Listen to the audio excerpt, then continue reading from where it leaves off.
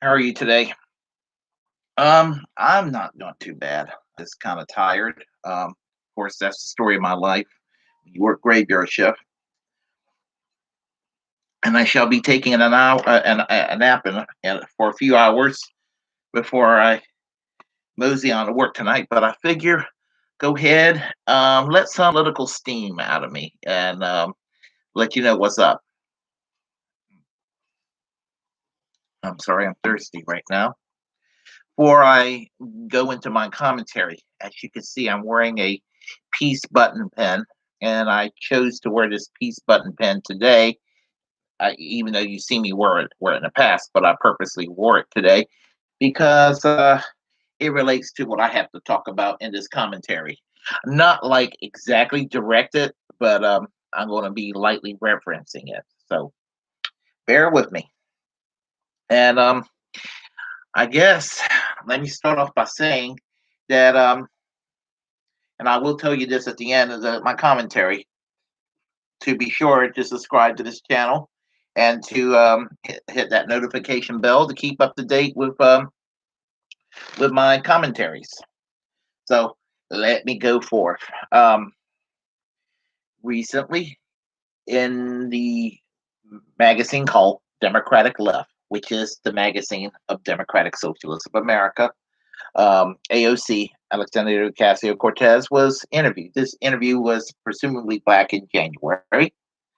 And in the interview, um, she I didn't read the article. I'm going by what people said about it, and I'm just giving you my 2 cents. Alluring or basically, whereas last year she said that Biden is so conservative that in any other country she and Joe Biden would be in separate political parties. When she said that last year, that was true, very true. I mean, in Great Britain, she will be a middle of the road member of the Labor Party. Someone like Joe Biden could be seen in the Conservative Party, maybe the Liberal Democrat Party in the UK. And if he would be in the Labor Party, he would be in the Tony Blair wing of the Labor Party. Whereas AOC would be in the middle of the party. She wouldn't even be far left in the party. She'd be in the middle. Same thing with Bernie Sanders. Bernie Sanders would be in the middle of the Labor Party, not far left. And I know what I'm talking about with this sort of thing. I have studied socialism and social democracy in particular for the last 30 years, and I know what I'm talking about. So she's right when she said that in another country, she and Joe Biden would be in different political camps. They're in the same camp in the sense that they're in the same electoral umbrella here in the United States because we have a two-party system that does not really allow and actually overtly discourage third parties. So, I would say that maybe Canada would be a better example. AOC would be in the New Democratic Party of Canada, obviously, and Joe Biden will obviously be in the conservative wing of the Liberal Party. That's pretty much a pretty good description.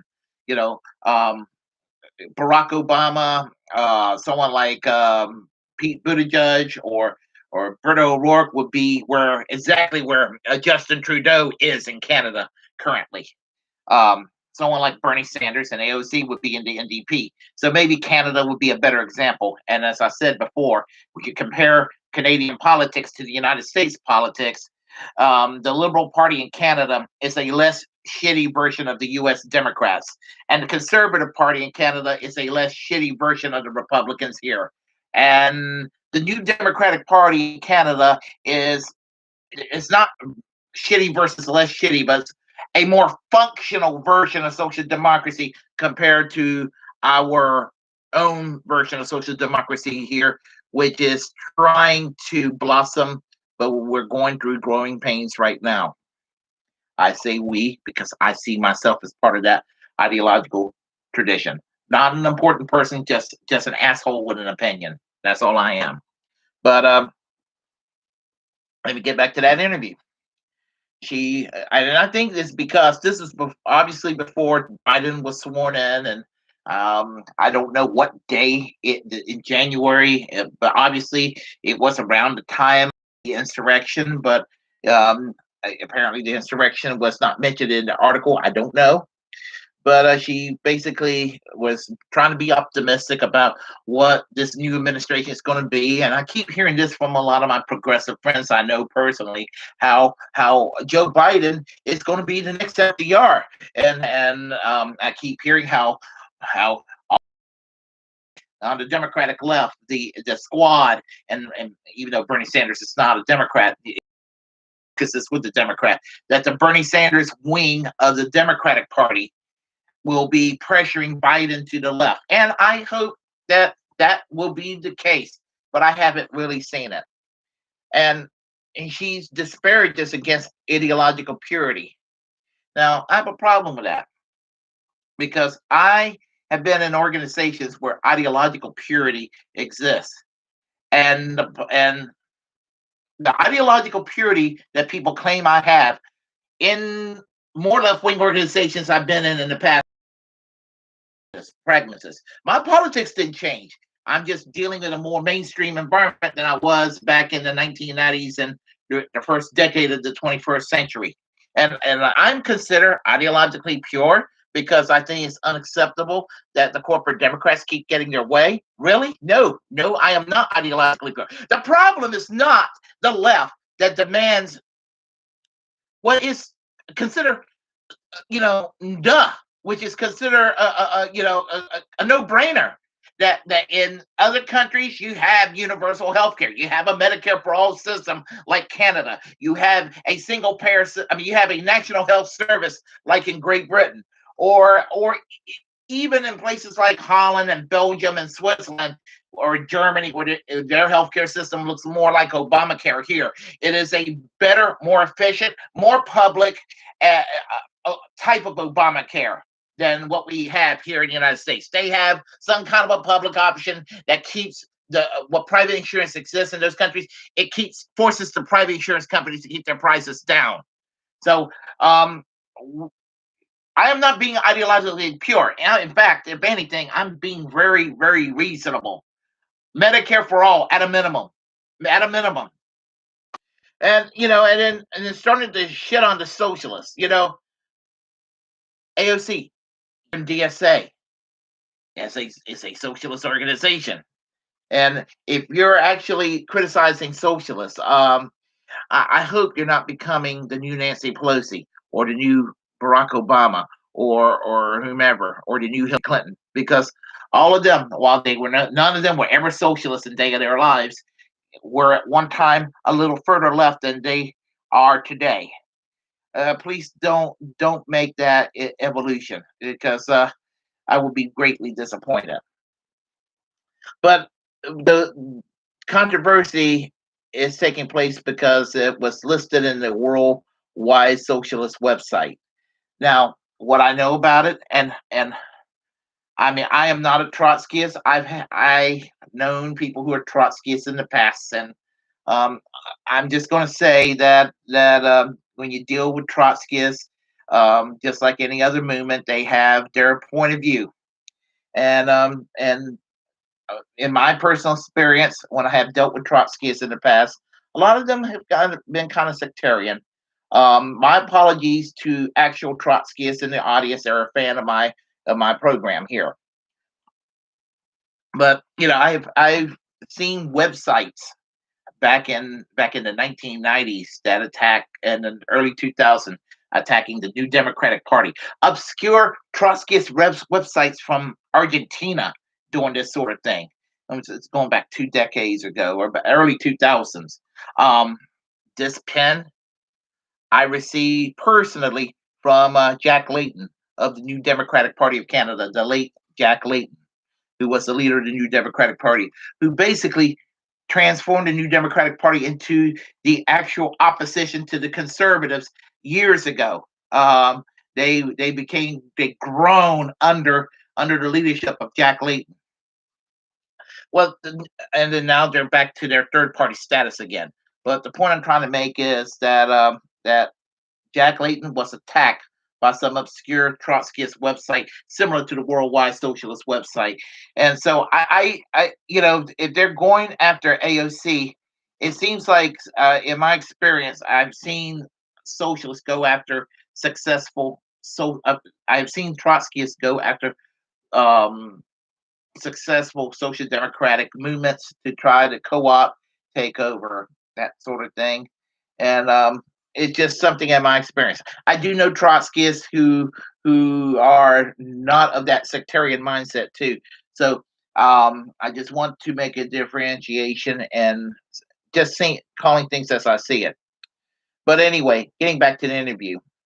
The interview was in January versus now, because it seems like things have changed since January. Okay, things have changed. But I try to have empathy and understanding. Um, in the late '80s, Billy Bragg was touring in the United States. He was in West Virginia working with the West Virginian coal miners. I'm guessing it was 88, 89, 1990, something like that. Um, and they were talking to him about political parties and everything, and they're like they're tired of the Democrats and Republicans.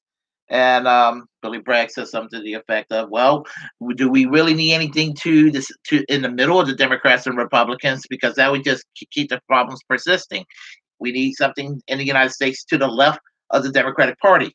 In the UK, he was saying his experience in the UK, we have the British Labour Party, the Labour Party, and they have always, for the most part, have looked out for the workers. Occasionally, they will let us down, but overall, they have been there to defend the unions, to defend the welfare state, to defend the National Health Service, to defend, basically, um, these are my words, not his, the crowning jewels of social democracy.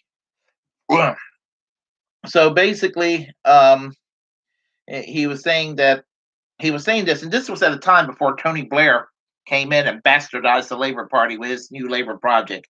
And for those of you not in the know about Tony Blair came in, took over the leadership of the British Labour Party in 1994, and pretty much dismantled as much of the socialism that the party was built on, to the point where it was basically um, Tory light. He was a soft Thatcherite. He basically continued the bullshit that Margaret Thatcher started in the UK in the 1970 from 1979 until 1990 when she stepped down as the prime minister of the UK. He continued that. He continued what she built on, and what Prime Minister John Major continued. And when he took over in '97, he continued that. And little by little, the people in the Labor Party, the socialists, the left, the social democrats, were tired of this kind of crap called the New Labor Party project. It was similar to what Bill Clinton did in the 1990s with his Democratic Leadership Council, Reaganizing the Democratic Party. Well, Tony Blair Thatcherized the Labor Party in Britain. The British Labour Party did a better job discarding Thatcherism light than the Democratic Party is here. They're trying, and there's been a slight move toward the left. It's not as far as I would like to see it, but there's been a move toward the left, and that would be a good thing. But getting back to what I was saying, so we have that problem here too, and hopefully, Jeremy Corbyn took over the Labor Party. They smeared him. They call him all kinds of names. They called him an anti-Semite when he wasn't. That sort of thing. They did everything they could to smear him. They smeared Bernie Sanders here. Um, Jeremy Corbyn is no longer the leader of the Labor Party. It's Keir Starmer. Um, Not exactly as like Tony Blair, but not as good as Jeremy Corbyn, obviously. And you know, Joe Biden. What I have no comment. Joe Biden is Joe Biden. But anyway, with the in the latter part of last year, early part of this year, with the diminished majority for the Democrats, they were in a position the left was in a position to take on Nancy Pelosi by forcing her to do a vote on Medicare for all, and it was a big debate. It was a big debate. Jimmy Dore came up with the idea. Even Sam Cedar, who hates his guts, said it was a damn good idea. And so what happened? There was no force to vote. They decided to play nice because they were worried that Nancy Pelosi was going to punish them. Well, guess what? AOC had her committee's assignments taken from her anyway. These corporate Democrats do not like the squad, and so you're fighting for $15 an hour. It gets destroyed in with the Senate votes. They're talking about the Protect the Right to Organize Act, and let's see how aggressive they're going to be with this piece of legislation. Because if it is just all talk and then they kind of sweep it under the rug and make it hope to go away, all I can say about all of the Democrats, don't be surprised when the Republicans take over in 2022. And for a divided left that likes to say, well, Jimmy Dore is just being too much an asshole to Bernie Sanders and AOC. Um, they're kind of right. He's a little harsh that harsher than he needs to be on them. But you know what? By the same token, TYT, the Young Turks, they give the squad and they give Bernie Sanders too much of a free pass. And I'm in between the Jimmy Dore and the TYT position. I don't. I have empathy and understanding toward the squad and toward Bernie Sanders and AOC, but at the same time, they need to be they need to be pressured.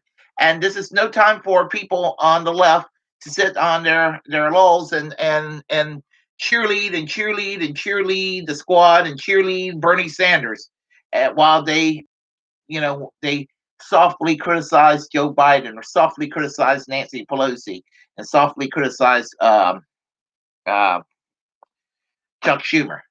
And to think about it is that the Joe Manchin's, Joe Manchin is pushing his weight around, and the corporate Democrats listen to Joe Manchin, but the squad is too scared to do what an asshole like Joe Manchin is doing.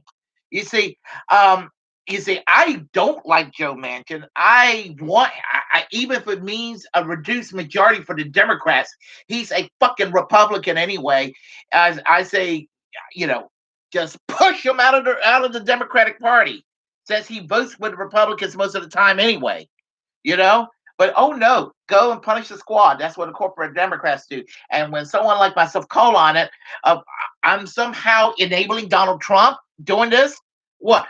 Taking positions that's diametrically opposed to everything that Trump is for, and it makes myself a simp for Trump. They've actually accused Jimmy Dore of that. They've accused Jimmy Dore of being soft on Trump because he's so harsh on the Democrats and harsh on the squad.